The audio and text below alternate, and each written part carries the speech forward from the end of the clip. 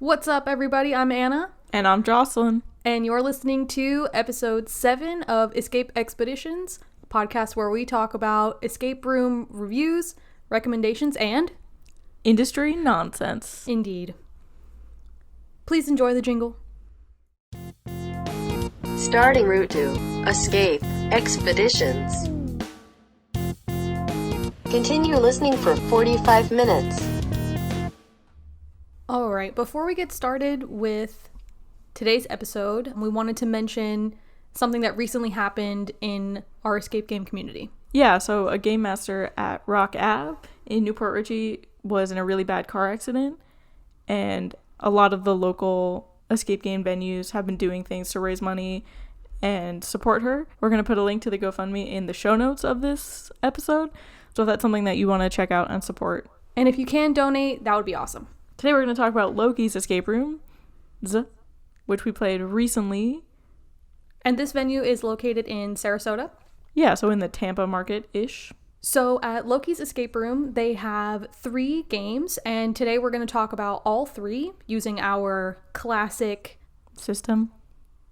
Right, using our classic system. Rubric, yeah, I don't know what's a good word for it. Rubric, system, scoring, I don't know, whatever. In the general format that we talk about games, which many of you will be familiar with if you've listened to our previous episodes. Yes. So one thing that I wanted to mention before we started talking about the actual games is the really unique approach that Lokey's has towards storytelling. Yeah. And it's something that we've never really seen in other places. I think this storytelling aspect comes from Richard's background, which is in film. Richard, the owner / designer / mastermind behind Lokey's Escape Rooms. Yes. What it is that we're talking about is that the games are essentially told in 3 different acts.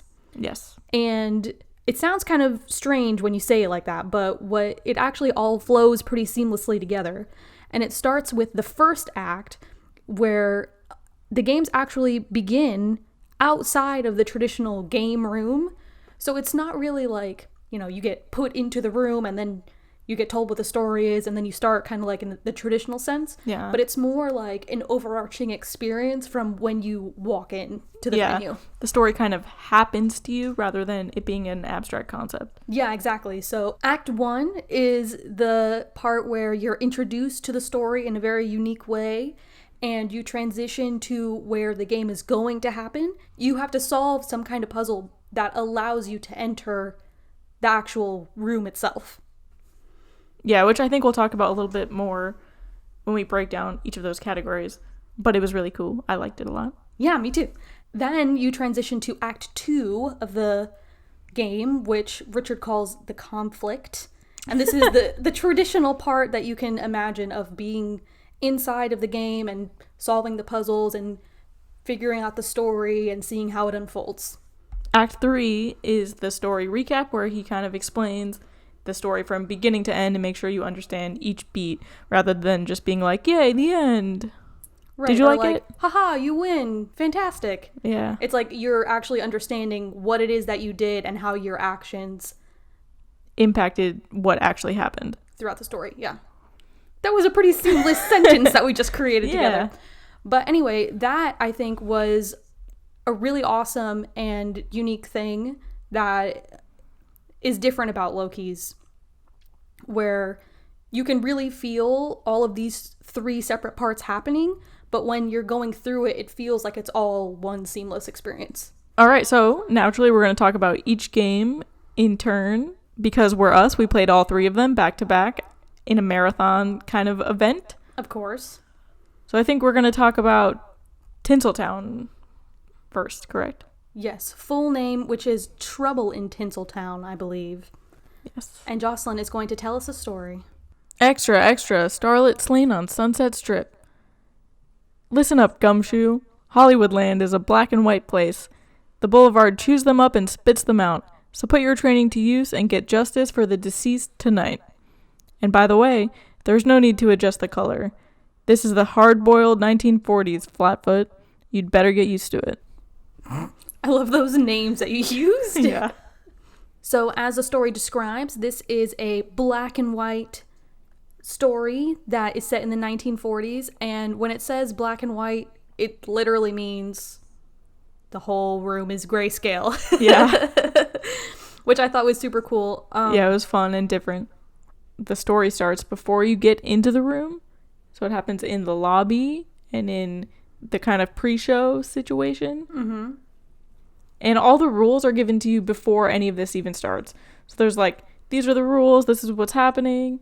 And then, right? That's how it was. Yeah, like kind of giving you a heads up of, you know, the regular escape game rules before the game master gets into character and starts going through the experience with you. Yes. Instead of like, okay, we're going to go down the hallway to this room now. The story happens to you and you kind of understand why you're in the situation that you're in and what the problem is and what you have to do. And then you have to do that puzzle that we were talking about earlier to get into the space itself. So that was really cool as an immersion factor. Yeah, absolutely. And once you actually enter the room, it feels like you're walking into an old-timey black and white movie. Yeah. Which was super interesting, especially, of course, with the theme of the room. It all felt very natural. Yeah, authentic. Very. And it was cool that we were the only thing in the room in color. Yeah, how fun. So I think that really helped with the immersion factor, which is our next category. Everything about the room felt natural in the space, and even the clue system and the way that you're told how much time you have left also fit into the story as well, which for me helped with the immersion a lot. Yes, that's my favorite thing ever in games. Immersive clue systems. I know, we're and suckers for immersive that. timers. You do that and I am hooked. It just makes it feel like you took it to the next level for me, because Yeah. I mean, anyone can get a clock and put it on the wall, right? And that has nothing to do with the story. And for us, we've played so many games that it's like something that you can tweak about it that's different from everything else we've played makes it stand out. Yeah. So this game didn't have a way for you to tell exactly how much time you had left. You just had a general idea of how much time you had left. Yeah, like when you had 45 minutes left, you would get this particular alert. 30 minutes left. Yeah, so you could pace yourself, understand how much time you had left without actually seeing like a ticking clock, very escape game-y, Right. on the wall. Same thing with the clue system. Yeah. It wasn't like a traditional type of situation either. So I think immersion especially is a big standout for Lokey's for me. They worked really hard in that category, and it showed, and it made me enjoy their games a lot more than I would have otherwise. Yeah, I had so much fun in that aspect. I started talking in like an old-timey voice. Yeah. Which obviously I'm really bad at, but it was a lot of fun. Yeah. And it helped me to get into character, and You wanted to solve the murder. there's been a murder. See, that's how it was the whole game. All right, next is production value, unless you want to say anything else about immersion. We can move on to production value. Okay. So I think that, you know, we were recently talking about the Escape game, which has exorbitant budgets, like, you know, ludicrous amounts of money that they can spend on games. And obviously that like makes you walk in and you feel like, wow, I'm on a movie set. Like, this is fantastic. And obviously something like that is impressive. But I also think that someone who's working with a low budget. Yeah, I mean, you don't have to have hundreds of thousands of dollars to make the space believable. Yeah, absolutely. And I think that that's one thing that Lokey's does really well, especially in this game. Yeah, I think the production value in this game was convincing enough for what it was trying to be. Yeah, I think that for what it was trying to convey, it was perfect. I mean, we were supposed to be in a black and white 1940s-esque room, you know, trying to solve this murder, and it didn't really need to be anything crazy over the top fancy. Yeah, I mean, this room, the first room is kind of like an office situation. Some kind of producer/director office. There's like Oscars in the cabinets and film scripts in the desk and a typewriter. Yeah, it conveyed what it was trying to convey. And then the second part, which I will not spoil what it is, but the second part was also pretty decent. I didn't think the production value was out of this world, but I thought it was Convincing and Right. good for the room that we were in. Yeah. And the transition from the first space to the second I thought was pretty cool. Yeah, it was fun. All right, our next category is puzzles. So in particular for the puzzles of this game, which was different from the other two games, I remember Richard told us before we even got into the room to follow through. Yeah. And at first I was like, okay, like Sure. why do you need to say this specific advice for this specific game, you know? Yeah. And it wasn't until we actually got in the room and I kept repeating to myself, he said follow through with like what you're doing, that it all made sense, because there was a lot of things in this game that I remember you would do like halfway and you're like, oh, maybe I just need something else and we'll figure this out later, and you would put it down and you would move on to something else. But really you had everything you needed and you just needed to follow through. Yeah. Which is funny because now there's a game that I run at work and I tell people to follow through all the time because his advice worked so well on me in that game that I'm putting it into other people's heads. Yeah, so one thing I would say about this game is that if you think that you are done with something and you can move on, you're lulling yourself into a false sense of security. Yeah, I will say for me, the puzzles were kind of a mixed bag. Some of them were really cool and I liked them a lot. Some of them were puzzles that I had seen before, which is okay, but for me, I really like unique and creative puzzles. So there were some of them that I really liked and some of them that I was just about. Yeah, but I mean, I think that just because you've seen something before doesn't make it any less fun to actually execute. There's some specific puzzles that we don't like to do, but that's not to say that this whole game was filled with them or anything. Right, no, that's why I said it was a mixed bag. So there was definitely some of those, but there was definitely some that I really liked, and I liked the game overall. From a puzzle aspect, if we're picking it apart. Yeah, if you had to be really nitpicky, there was one really cool puzzle I remember that was something I hadn't seen before. Yeah. That really fit with the old Hollywood theme that I really liked. Obviously, we're not going to give spoilers about it, but when you see it, you'll know what I mean. So in terms of overall experience, what are your thoughts? My favorite thing about this game, and really all the games, was the immersion factor. Starting the game in the beginning, in the hallway, was really cool. The clue system was awesome, and the timer system, also kind of built in to the same thing, was really cool. I agree. I also really liked how the production value matched the story and the immersion aspect of the game, and it really made me feel like I was in a black and white movie, which was really unique.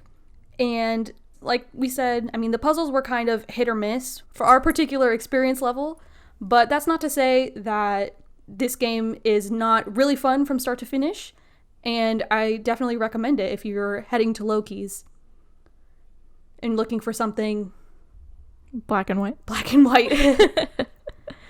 I will say also that I thought it was on the easier side. Yeah, just as like an aside, I guess, our team of 2 finished all 3 of these games in like 45 minutes or less. So I don't know if that is indicative of their difficulty level or if it's indicative of our experience level. It's probably a mixture of both. I think it's a mixture of both because I'll say in all 3 games, there were puzzles that we had seen before, so we knew what to do immediately. Right, yeah. Versus, like, a new player is not going to have that same experience. Yeah, like, if we see something, we immediately know what to do, we'll do it. Yeah. Versus someone who doesn't know, obviously. Just out of curiosity, are there difficulty levels listed on his website? No, but I do remember him telling us that Trouble in Tinseltown was the medium difficulty one. Does that mean Detention was the hardest and Press Start was the easiest? It does, yes. I think I would agree with that. Yeah, I would too. All right, any final thoughts about Trouble in Tinseltown?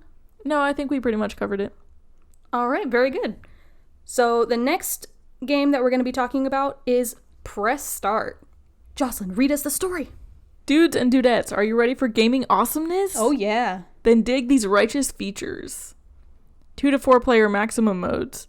8-bit radical worlds. Ooh. Tubular soundtrack. Eye-melting colors. And so much more. It's cowabunga to the extreme. Are you game? Note, Press Start is an escape room. It is not VR.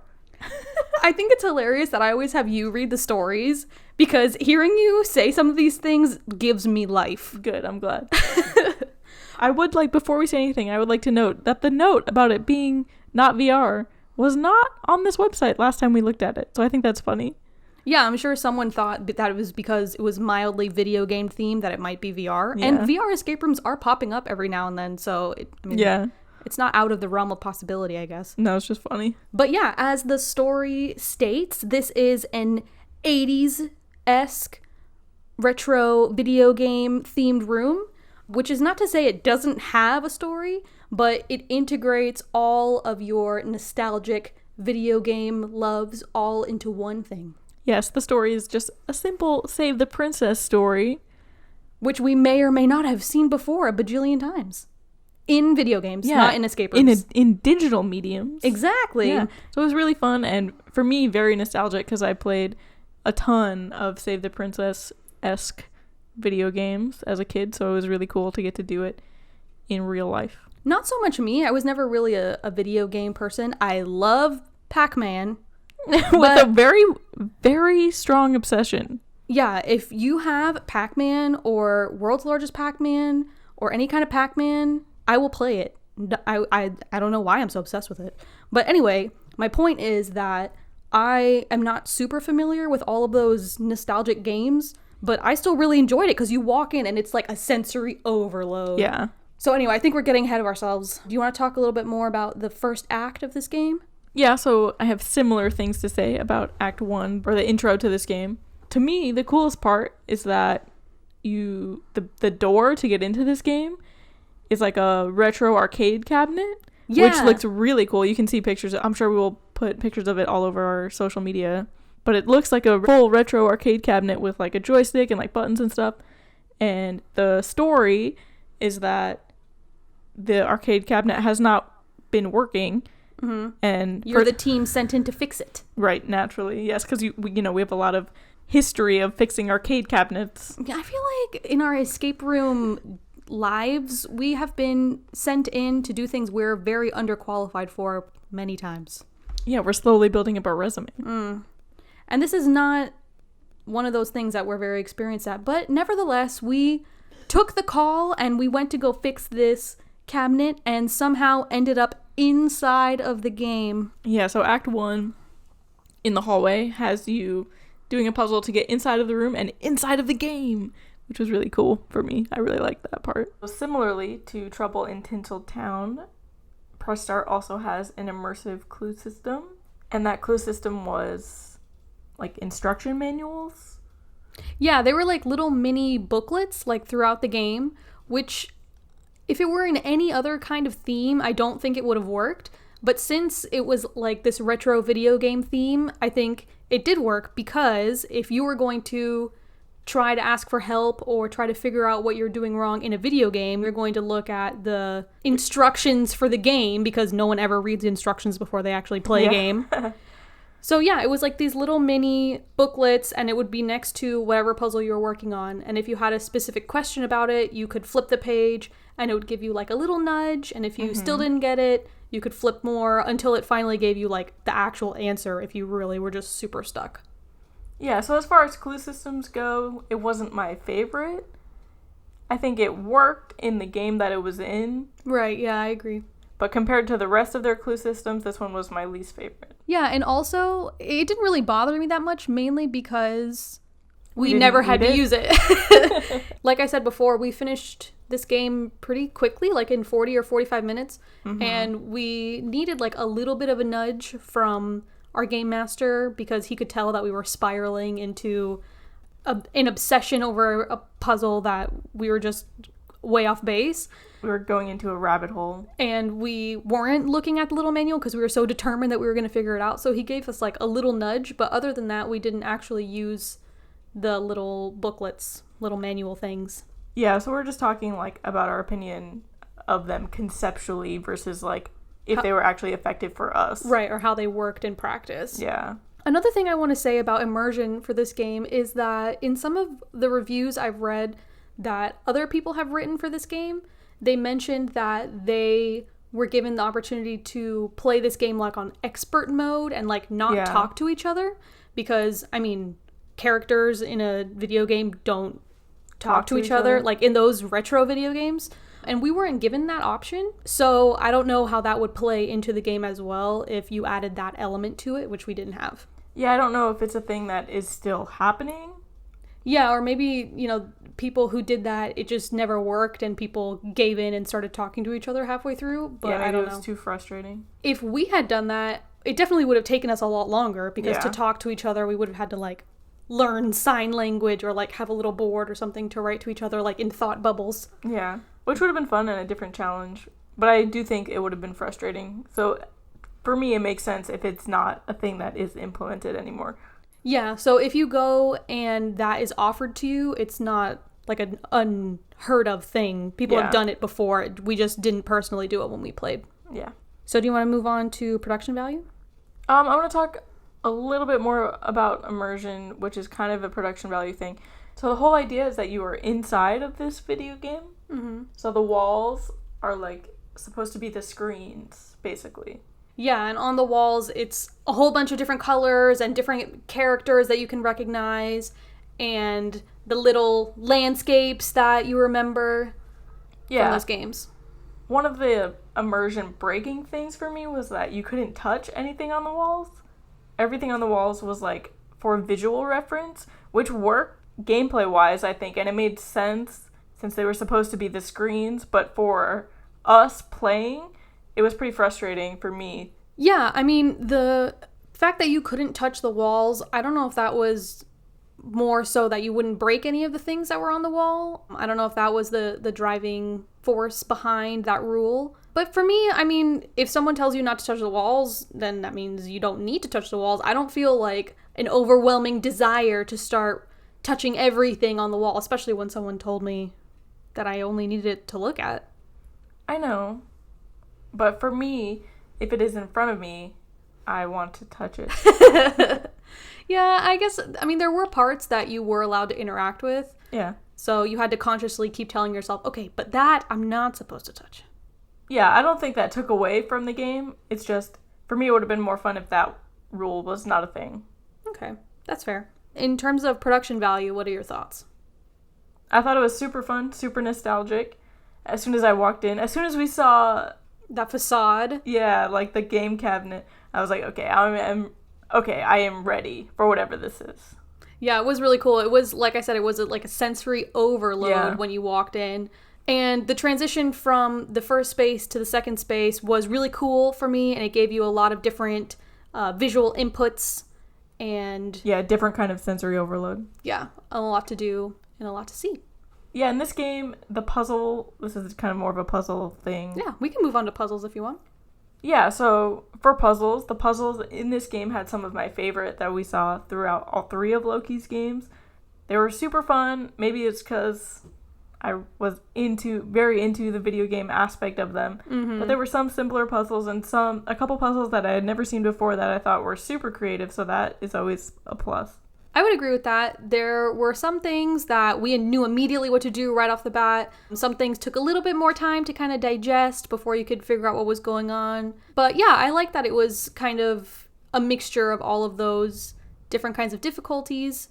And like you said, that one particular puzzle I think you're thinking of was when we saw it, at first we were like, what is this? And then when we figured it out, we were like, oh, so cool. Like I had never seen that before. Some of the puzzles also made you, like I said, interact with the environment to become an actual part of those video game tasks that you know and love. So I thought that was really cool as well. Yeah, there was a really cool joystick element that I liked and was very video game. Yeah, overall, I really enjoyed the puzzles in this game. And even though I was never a big video game person, I still really thought it was very cool.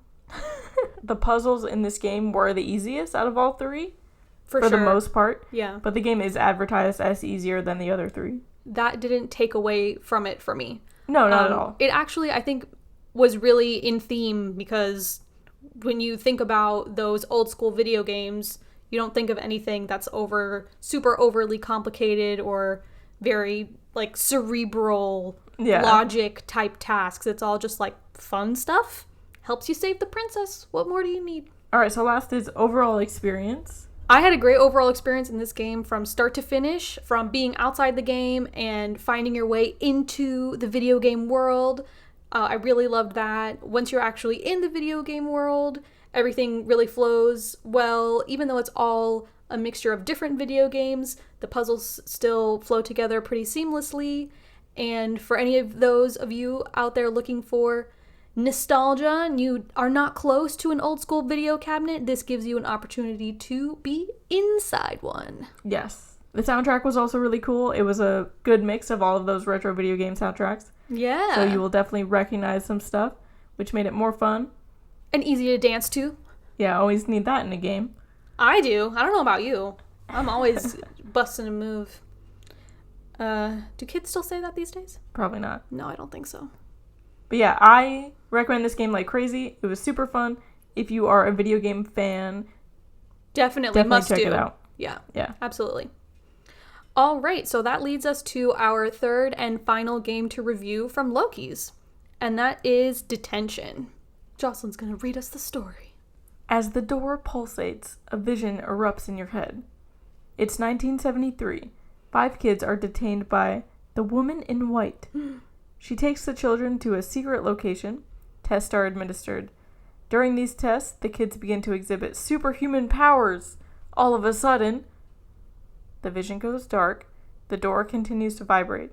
Note, detention is not scary. Don't think that last note is part of the story, but yes, it is a good point to make. I just think it's funny. It is funny. Yeah, so when you first read the story, you think it's kind of like, I don't know, your worst nightmares from the 5th grade. Yeah. And at first, I was actually concerned that it was going to be scary, like it was going to be some lady abducting children, I don't know. That's why the note is there. I know, the note is exactly for people like me, who would call and be like, hello, I'm afraid.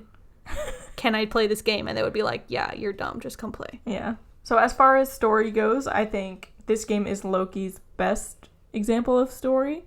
Starts at the very beginning, and I thought was the best pre-game.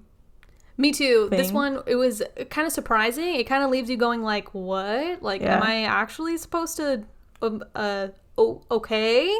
And then once you realize what you have to do, the story just unfolds from there. And that, for me, I agree with you that this story was one of the most compelling out of the 3.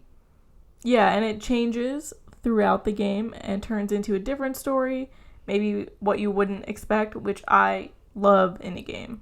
Yeah, and I also really liked that what you're doing in the actual game is affecting the story, but you don't even realize as you're doing it. The story just organically unfolds through how you interact with the space and the different things you discover in the game itself. And that, for me, made it even more fun than even just going in a room and doing puzzles. Yeah, and there were a lot of story elements that maybe you would have missed if your game master didn't take the time after the game to explain what each thing was. Yeah, that's why I think that the Act 3 part of this game also was really important to actually synthesize everything that happened, especially for us, because we're always concerned that we're going to run out of time because it's just the 2 of us.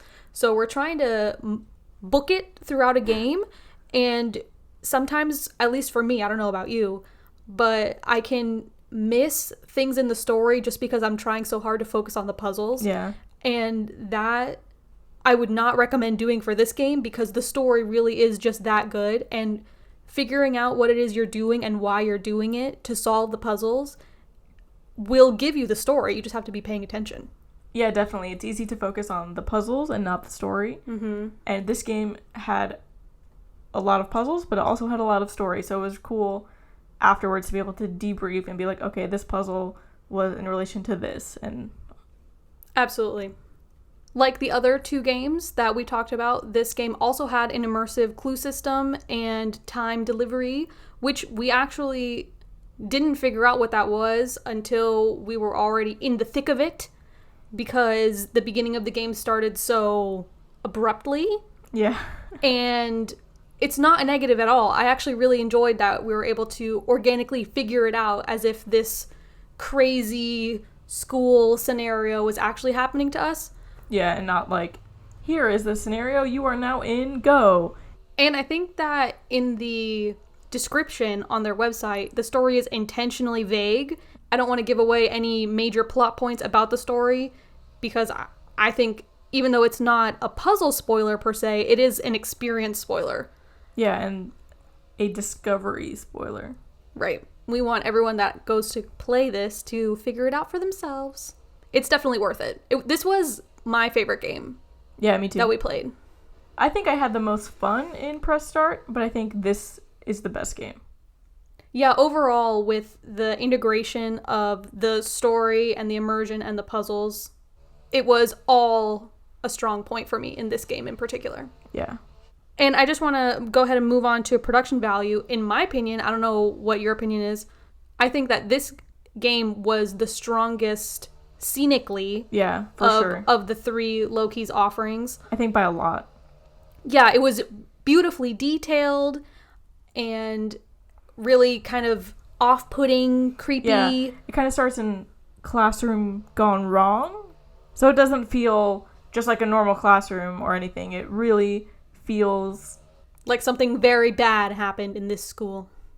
Yeah, and it's something different than you will experience anywhere else, I think.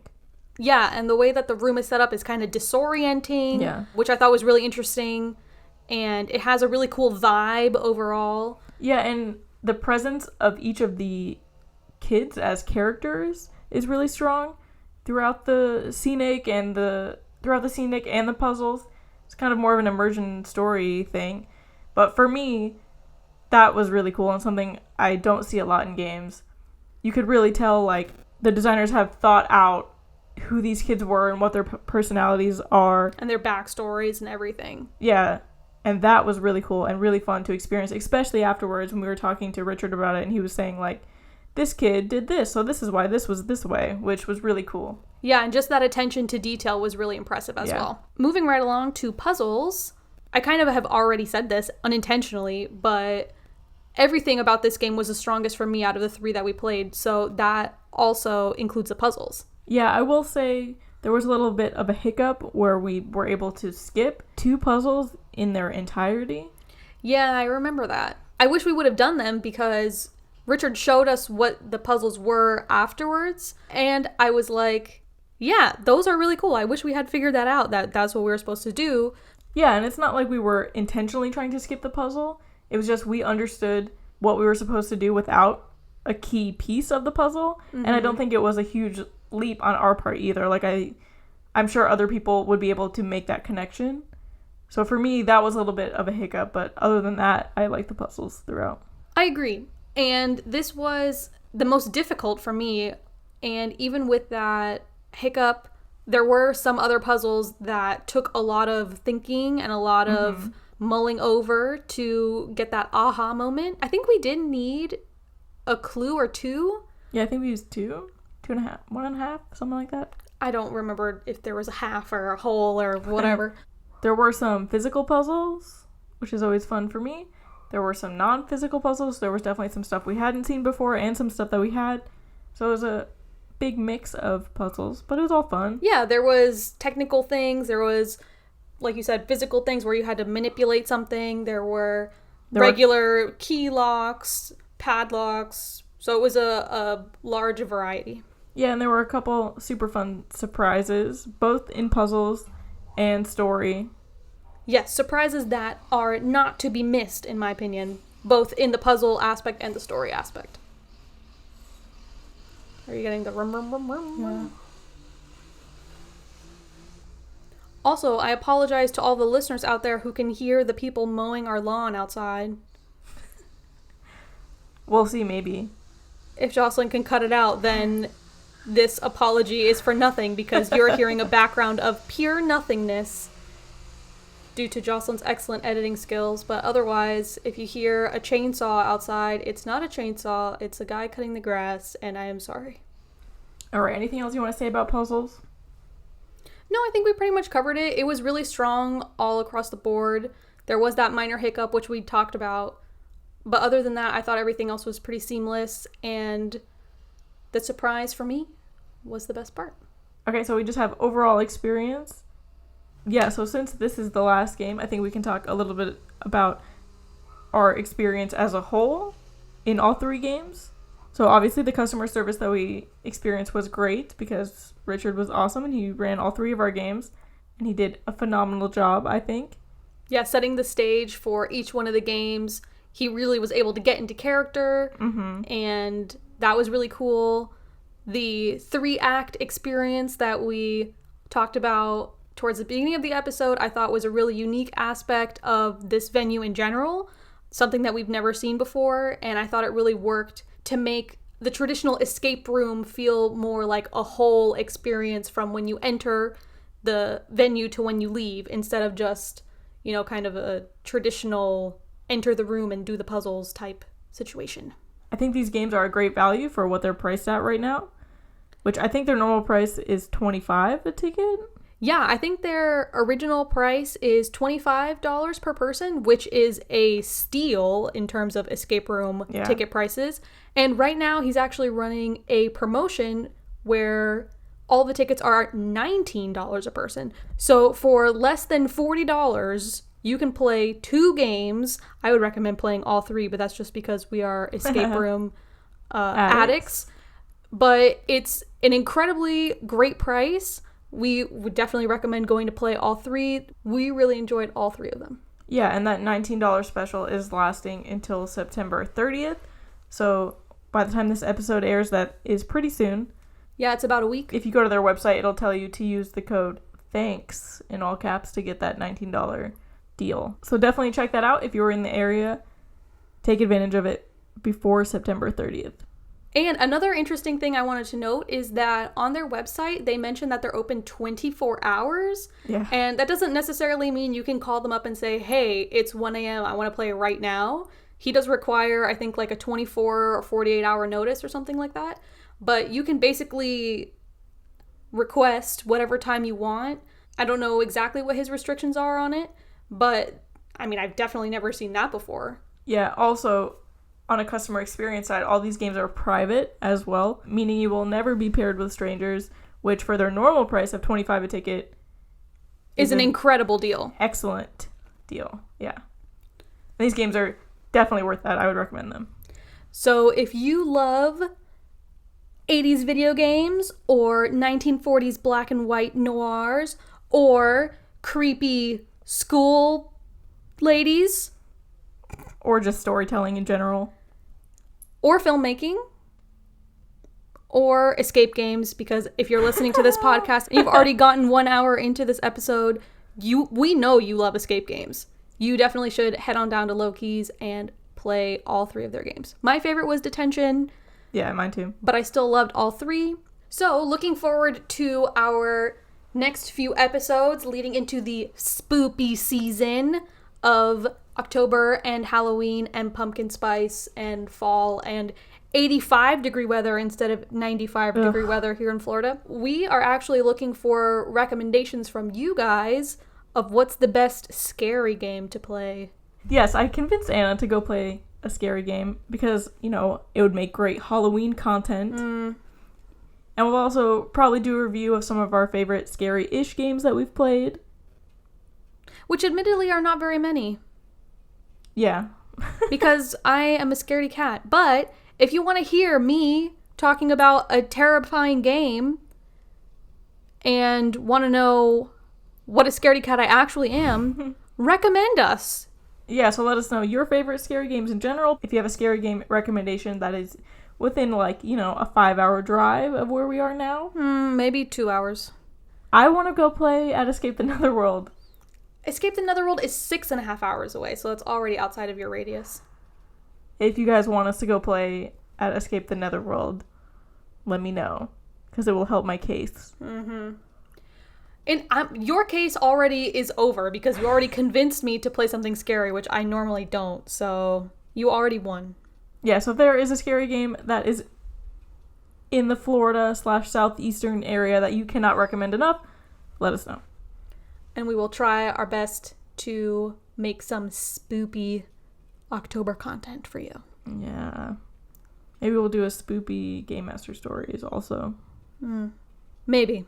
All right, this is the part where I tell you to follow us on social media. We have all the social media. We would love for you to follow us, and we'll follow you back in our hearts. Or maybe for real. That would be on Twitter at ESC Expeditions and on Instagram at Escape Expeditions. We're also on Facebook. You can find our podcast on Apple Podcasts, Spotify, Stitcher, Google Podcasts. all the things. Other places where podcasts are. If there is a place where podcasts are, where you want our podcast to be, where it is not currently, also let us know, because we love to add to the laundry list of things that we say to you at the end of every episode. Yes, you can also send us an email at escapeexpeditionscontact@gmail.com if you have a question or a game request or... You want to say hey? Yeah. If you have those recommendations, the best way to contact us would be either through social media or email. And we would love to hear from you.